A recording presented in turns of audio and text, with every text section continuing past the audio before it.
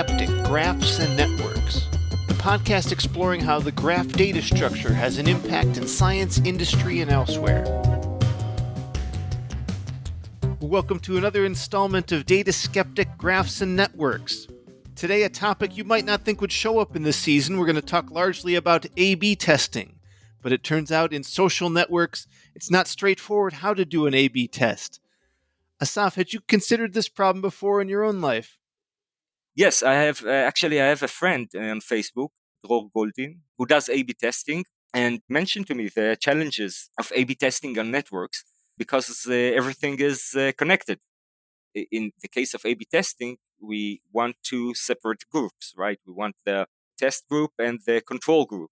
But if everything is connected, then they might influence each other, and then we don't get the test we wanted. We get our test tainted. Our guest today was working at LinkedIn and bumping into challenges like this. They're trying to help content creators and do A/B tests in that direction. How could we improve that experience? But of course, content creators have to be consumed by people. And there's a lot of crossover. The people I follow, probably their followers are following similar things and so on. So cutting the graph in half, I guess, would be an unrealistic expectation. The world is connected, as you say. So they come up with this interesting clustering approach in order to do an actual good measurement through A/B testing. Our guest is focusing on the ego networks, as you said, influencers and their followers. I picked up a really good term during this interview. It's the stable unit treatment value assumption, or maybe SUTVA. I don't know. But that's the assumption here that's getting falsified. You can't presume that anything's in a vacuum. If you make a change in one spot, it can easily propagate out. So a technique like this can help you conduct much closer to the ideal experiment. Indeed. And another challenge that will be in the episode, not only everything is connected, but also everything changes. It's a dynamic network. So an interesting subject raised here is the time windows that are used to form decisions in the data. So how long is the window that you need to look at the data to get meaningful results from the A/B test? The challenge of deciding on a time window is an open challenge in network analysis. And I want to give a shout out to a paper stated to, I think, 2016 called TPA, Trending Preferential Attachment. It's a paper by Ossi Mokrin.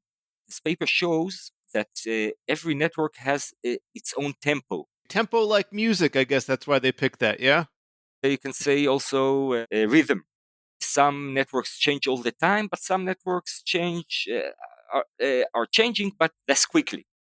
What Ossi did in this paper was to show how long is each hub in the network, how long is 15 minutes of fame, right? Because in some networks it's 15 minutes of fame, in some networks it's just 1 second, right? If we're looking at a network of, let's say this IP network, maybe it's a millisecond, but in Wikipedia, it might be more stable. So using her algorithm might be an interesting way to look at time windows, applying the time window to the network's tempo. Well, I have a personal anecdote where I had to do something similar to this project in my career. I was working in a local search space and we wanted to do some geographic based A/B testing, but many of our customers would advertise in two areas. Like a main city and a city nearby. They had a wider, more regional operating area. So if we did a test and someone overlapped it, there could be spillover effects. In our case, we didn't have quite as dynamic of a system as LinkedIn. You were either a national brand or regional. There wasn't like a half national brand for these US companies. So we were able to treat it like the sparsest cut problem, which astute listeners will know is an NP complete problem. So how did I solve it? Well, actually, we were only dealing with something like 40,000 nodes. So it was okay for our thing to run for a couple hours. And then we got our one answer. And then we're able to do some geographic based testing. Can you elaborate on the? Essentially, we split the country into we Swiss cheesed up the whole U.S. country into 4 zones, and we knew that it was pretty self-contained. Few people would overlap into 2 zones. We couldn't eliminate it, but we minimized it. That way, if we did some treatment in zone A, we could compare it to zone B, which didn't get the treatment. So we were able to get a diversity of, like, we balanced our cities in terms of certain properties they wanted, like average income kinds of things. But advertisers were less likely to advertise in both areas, thus experiencing some spillover. There's one term maybe we should throw out there and give people a heads up on because it might get taken for granted, and that's the 1 degree label propagation. Is this a pretty standard technique? Label propagation is a network algorithm, which is pretty standard, but the 1 degree, I guess, is it's a customization that our guest did because he needed it for specific reasons and he needed to make it a short runtime. Label propagation is a fast algorithm, but probably needed to work even faster. The problem with the label propagation, as I see it, is that you need labels. If you don't have labels, it's a problem. And sometimes you invent labels, which is even more problematic. Yeah, have to make that design choice. Well, there's some interesting design choices that enable this A/B testing work. So maybe let's jump right into the interview. Hi, I'm Wen Tao Su. I'm currently working at ByteDance as a data scientist. I'm currently working on two areas. First is A/B experimentation methodology design, where we design a robust A/B methodology so that we can measure any metrics more accurately. Second part of my job is specific focus on advertising. So we want to measure how efficient our advertiser and our ads delivery system perform in social media. So I've been in the last 5 years working on two major social media companies. First, LinkedIn, then TikTok. Well, I hope most listeners are already familiar with the idea of an A/B test. You do a treatment to one group and a different treatment to another, and you can measure some metrics, see which is better. Some, should the button be green or blue, that kind of thing. But you said you work on more robust systems. What sort of more robust things are required?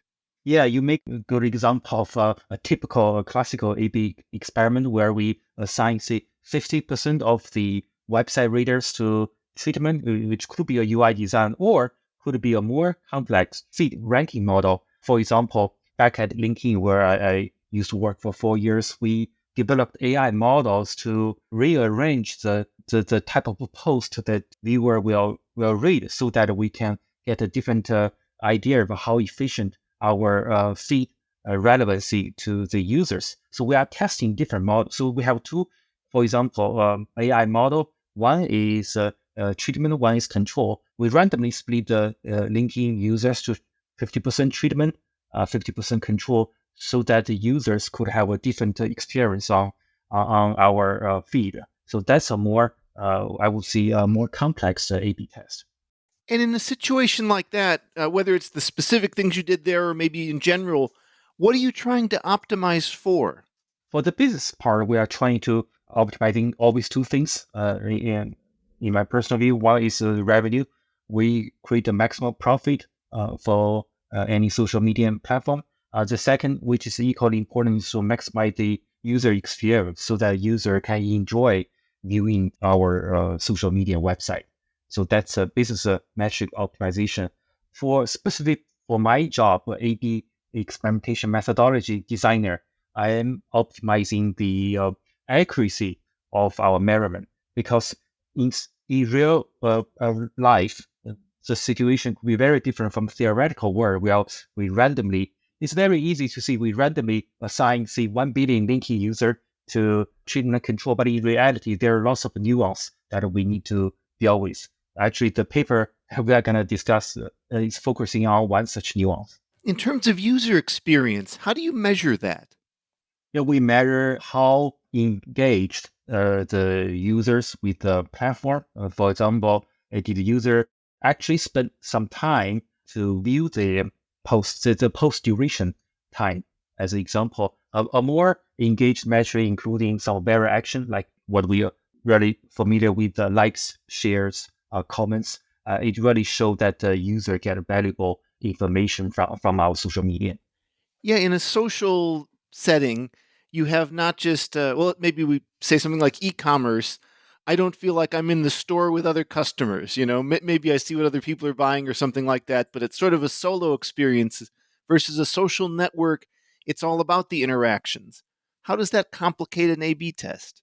Yeah, that's really my paper is focusing because the viewers can not only interacting with the content creators, but the viewers, the followers of the same content creator can interacting with among themselves. So it really complicating the A/B test. Eventually, when we test different feed ranking model, feed relevancy model to the user, we have to test on the viewer side. One viewer can either at one point of time can only receive one feed relevant model. But what about this A/B test is to not measure the impression or the number of likes from viewer, but to measure how many new additional posts the content creator creates. So this is a very classic two-sided market. We have a viewer side experience. We have also content creator side experience. So this two-side market interacting with each other and creating some challenge for accuracy measurement of A/B test. So, can you do a standard split like 50-50 as you were describing, or do we have to do something more considerate? We have to do something more considerate. A content creator can have, say I'm a creator, I have 100 follower, 100 viewer. If we use a classic methodology to split my viewers to 50% of my follower are receiving treatment feed, and the other 50% of the follower receive control group of AI model, then how do I know which model is really effective for me to create more posts? Because they are all spilling over effect across my followers. So there need to be more advanced methodology to measure the feed relevance model on creator side metrics. Could you expand on the spillover? What might happen that would cause something to spill over from A to B or vice versa? Thanks to our newest sponsor, math.fashion. Yes, that is a real URL. Visit math.fashion and check out their line of mathematics themed t shirts. They sent me the Klein Bottle shirt, which is pretty stylish. I've gotten a few compliments about it, and each one is the opportunity to start a long conversation about two-dimensional manifolds. Get more math in your life, specifically on your body. Visit math.fashion. Could you expand on the spillover? What might happen that would cause something to spill over from A to B or vice versa? Give a typical example of, say, in this platform, we give a red color or very prominent sound and color for any content creators post, or one specific content creators post. Using myself as an example, again, I have 100 followers. 50% of the follower will see a very different color of my post. The other 50% in control group see the original post. So the treatment group, that 50 follower will be supposedly very engaged, very interesting, and they leave lots of comments. But my control group followers, although they will view my post as an original color, yet they saw the very active viral action from my treatment follower, and they also become very engaged. So in this case, the lift between my 50% 50 treatment and 50 control followers would be much smaller than what actually the effect is. So that's why we have spillover effect, which will lead to underestimation of the true lift, whatever metric we want to observe. Because we share, eventually the root cause is all my followers share the same environment so that they can interact with each other and they impact each other. This violates the fundamental principle of traditional A/B test. Would it be possible to maybe somehow meticulously split the network in half so that, in group A, everybody's, maybe not strongly connected, but no one in A connects to anybody in B and vice versa? Is that possible? Yeah, that's possible. What you just mentioned is in this field called cluster level experimentation. So we basically create different cluster based on what we named eagle cluster. Eagle here means creator, the cluster centroid, the influencer power creator. The outer basically means the creator's follower, the audience. So for each creator, again, using myself as an example, all my followers will be either in treatment or control. So I want to guarantee that for each content creators, their followers are either in treatment or control. We try to avoid a situation in which one creator's audience was split in half for the treatment control, which will create what we just described, the spillover. Yeah, that's definitely possible. So how do you identify those influencers that'll become the, I guess, centroids of your clusters? There are different methods depending on what exactly we want to test. In LinkedIn case, where we simply randomly select a bunch of creators from the total creator pool, we have, I believe, over 100 million. Depending on different definition, we have 100 million total creators. We randomly select a few percentage of them so that we can have enough testing power, experiment power. That's what we do. We can also select specific type of a creator, for example, influencers, which is a much smaller size that might cause some, power issue where we couldn't detect the true lift. But yeah, the cluster level experimentation is very flexible about the definition of the centroid, cluster centroid. I get the concept of creator as sort of the hub, if you will, and all the spokes lead to their followers, but I don't know if it's always as clean as that. I'm more of a follower than a creator, but I'm kind of both. How does that play out in your world? I spent lots of time with my co-author Wei Tao, who is also a very, very experienced A/B experimentation methodology designer. It's very hard because I myself follow lots of content creators. The way we did it is use a algorithm, a very popular algorithm from the community detection field called 1-degree Libra propagation, where we assign each viewer to only one creator based on the past, 90 days or 180 days engagement data. We have a way to assign each viewers to only one specific content creator in the cluster level experimentation. It's never perfect because we live in a very densely social networking world. Clearly, the methodology is not perfect, but when we test it in real A/B test, it's pretty accurate, I would say. Well, there are many historic and famous clustering algorithms. Maybe it's the famous k-means clustering. Why did you need to invent something new? K-means, I think it's a very different field where K-means we randomly select members from the content creator pool and try to use the Euclidean distance to assign the observations, the closest observations to the centroid. Well, I think the idea is similar. It's just in our case, we don't want to depend on specific mathematical formulas. One of the powerful thing that we think our paper had a breakthrough is that it's model agnostic. We didn't apply any, OLS or other mathematical precondition to execute or implement the algorithm. It's purely based on the past connections between each followers and content creators in the last, as I mentioned, 2 quarter or 4 quarters engagement data. So it's totally model agnostic. And I want to point out that what you mentioned, use k-means or other community detection algorithm, has been tried also at LinkedIn about 7 years ago, back in 2017, 16, 17, where my former manager Guillaume tried the first version of Eagle Cluster. It works to a degree. It's worked accurately under the 1 million observation. Once we exceed the observation, there's a scalability issue that we have to deal with. That's why in the current version of the cluster level experimentation, that the paper I wrote with Wei Tao, we use a model agnostic way, which purely depends on the past engagement data, which we think works better in a large social media context. And what sort of, I guess, computational resources are required to compute that? LinkedIn's a big place, lots of people. How do you get the calculations done?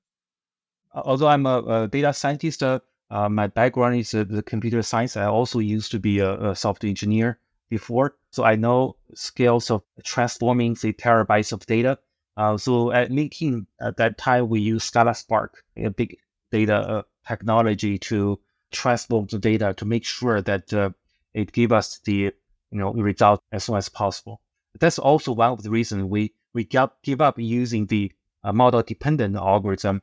We're instead switching to engagement data, a model agnostic way, because we can control, what's the length of the past data we want to use to make sure we get the result quickly.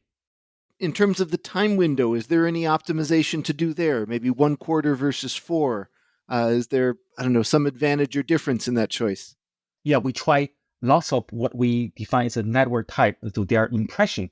How many impressions happened between follower and content creators in the last 3 months, 6 months, even longer. I think we have at maximum 1 year past engagement data and linking database. Yeah, we try a lot, and we then had dry run, use the different type of network definition and try to back testing whether this cluster, has really stable. So we have defined different metrics to measure how robust the cluster is.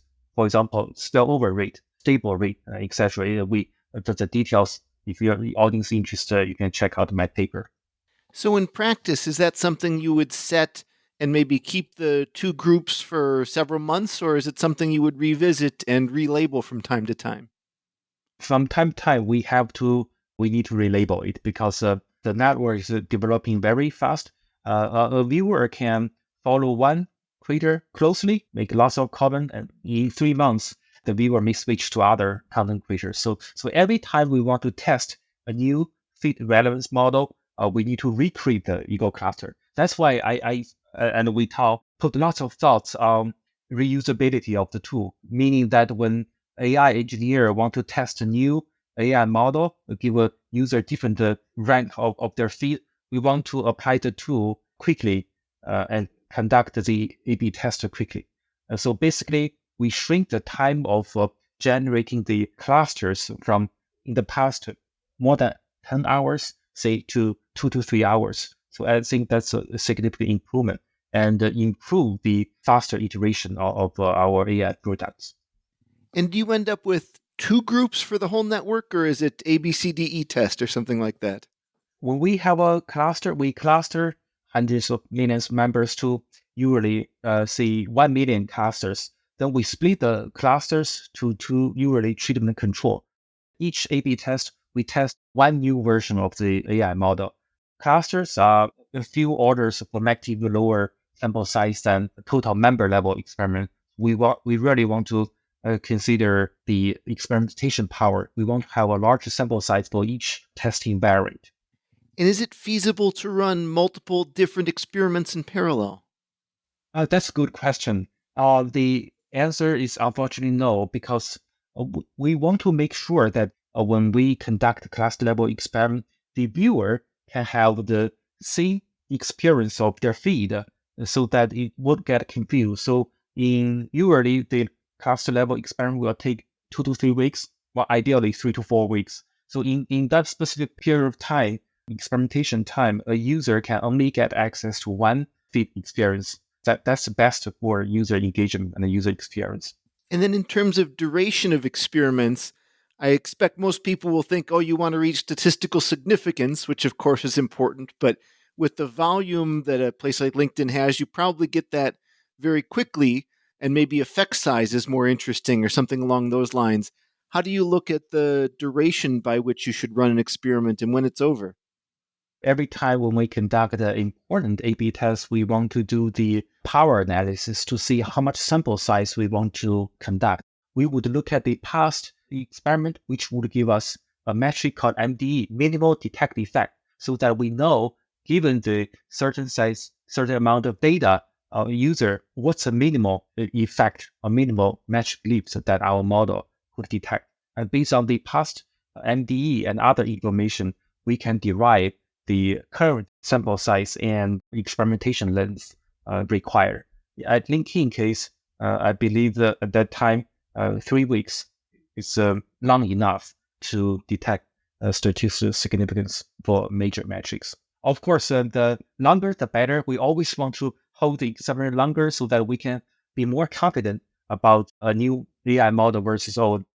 The tricky part is we have lots of models in the backlog to be tested. So we don't want to conduct the any experiment too long to hold the progress of other iteration of models. Yeah, there's a really balance between the velocity of the experimentation and accuracy of the experimentation.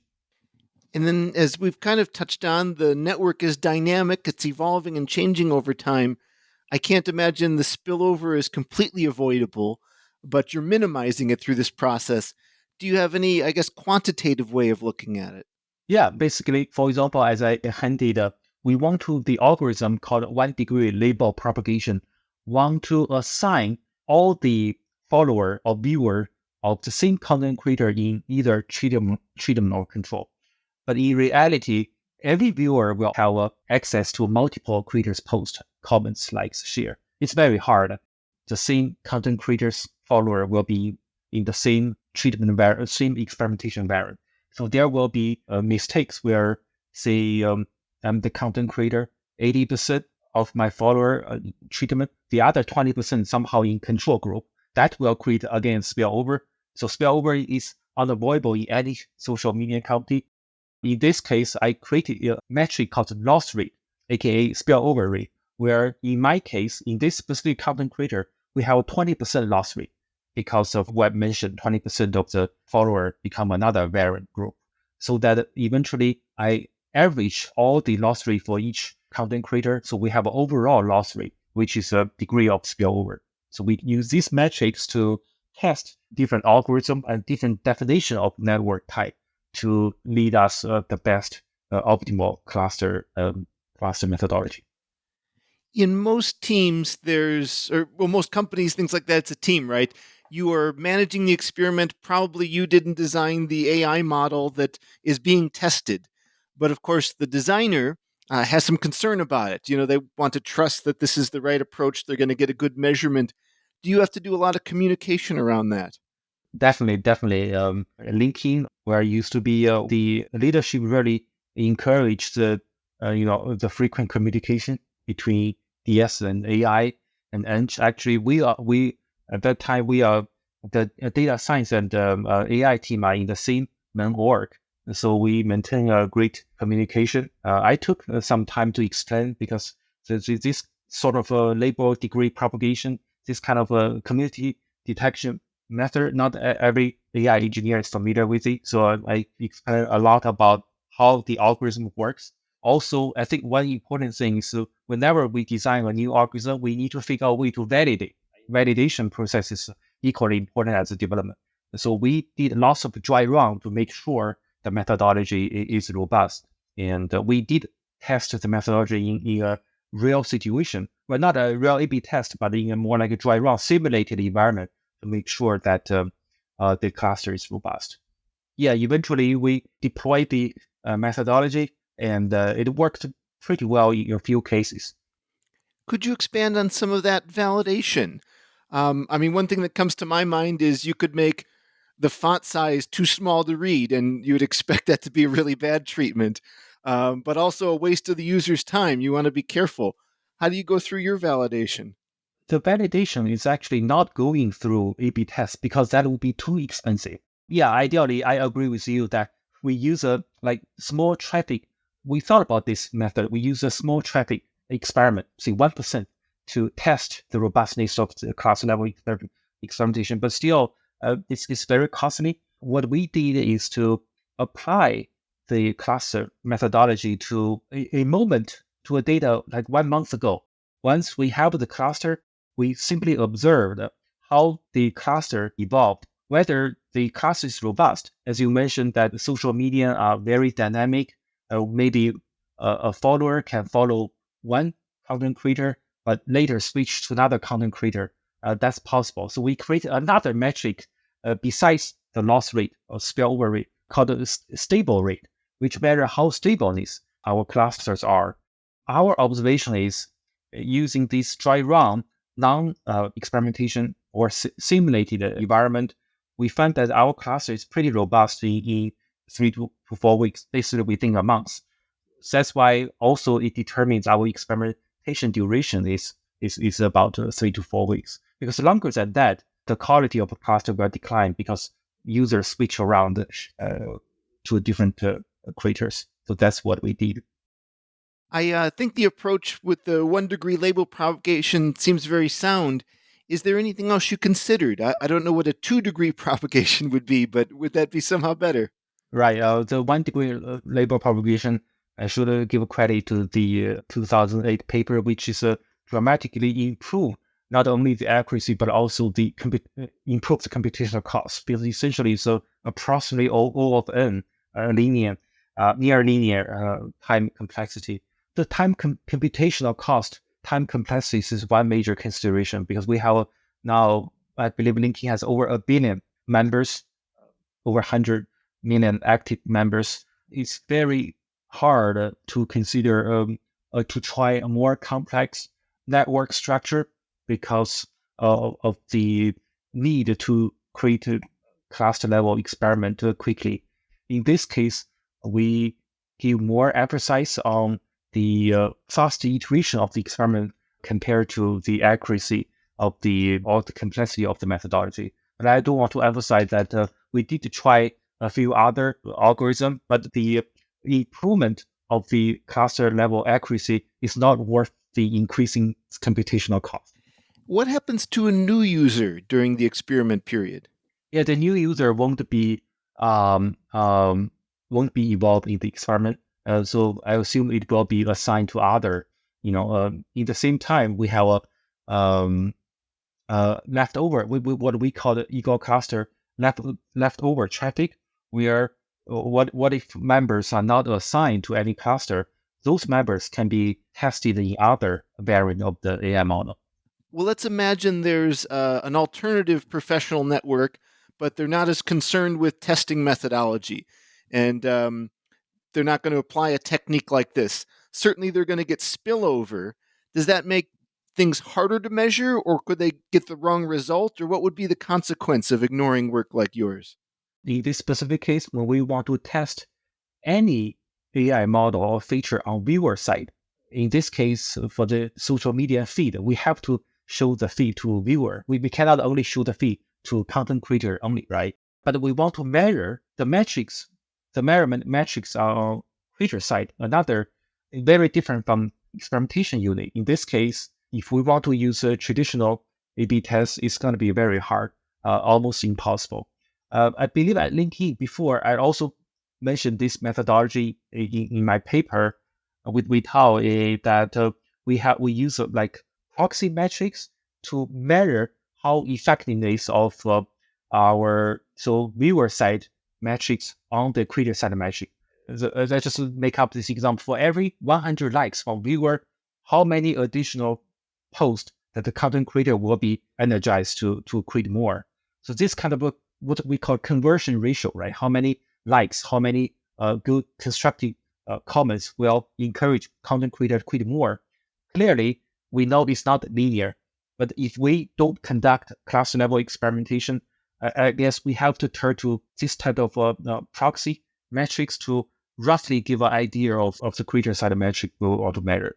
Do you envision any other areas where the ego clustering approach would be beneficial? I think in social media context, not only the feed, but also other recommendation system.